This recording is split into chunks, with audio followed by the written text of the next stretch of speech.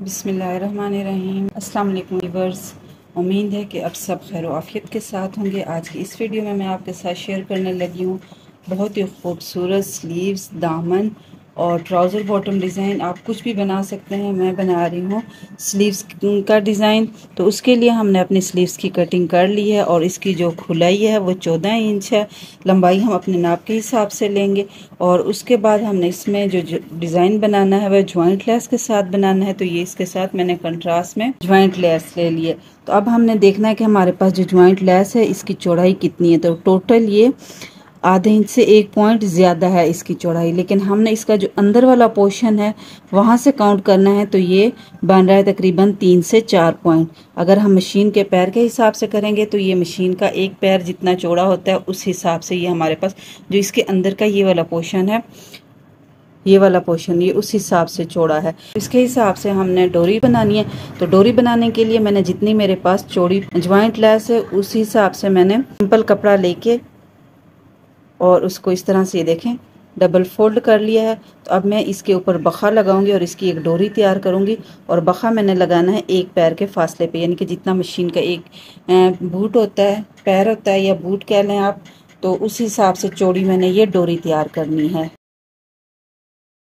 सिलाई लगा लेने के बाद हमने इसके एक कोने से यूँ ऐसे ट्रायंगल शेप में हल्की सी कटिंग करनी है और फिर सुई में चौरस धागा डाल के हमने ये सिर्फ सिंगल कपड़े को पकड़ना है और यहाँ पर एक थोड़े थोड़े फासले पर 2 से 3 टांके ले लेंगे ताकि इसको पलटने में हमें आसानी हो। ये देखिए इस तरह से।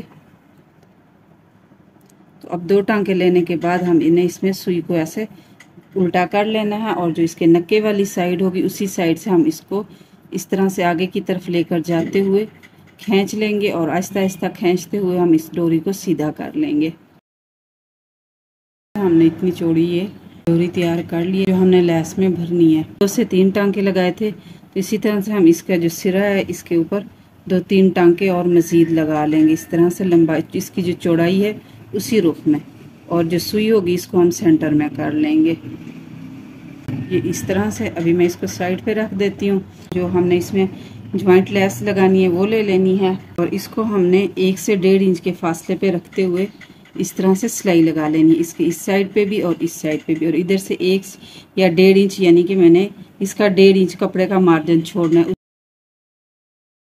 ये वाला कपड़ा है इसको इसके ऊपर इस तरह से फोल्ड करना है कि इसकी जो आउटलाइन है लेस की वो इसके अंदर आ जाए, सिलाई के अंदर आ जाए। इस तरफ से भी और जो दूसरी तरफ होगी उस तरफ से भी मैंने इस तरह से ये आउटलाइन के ऊपर ये कपड़ा उठा के सिलाई लगा लेनी है।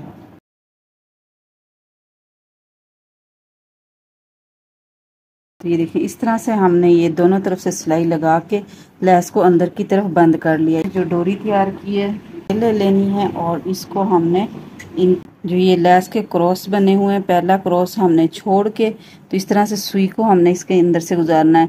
तो एक क्रॉस के नीचे से और एक क्रॉस के ऊपर से, फिर हमने इसी तरह करना है। एक क्रॉस के ऊपर आएगी सुई और एक क्रॉस के नीचे से। इसी तरह से हमने करते हुए इसको हमने इसमें भर लेना है।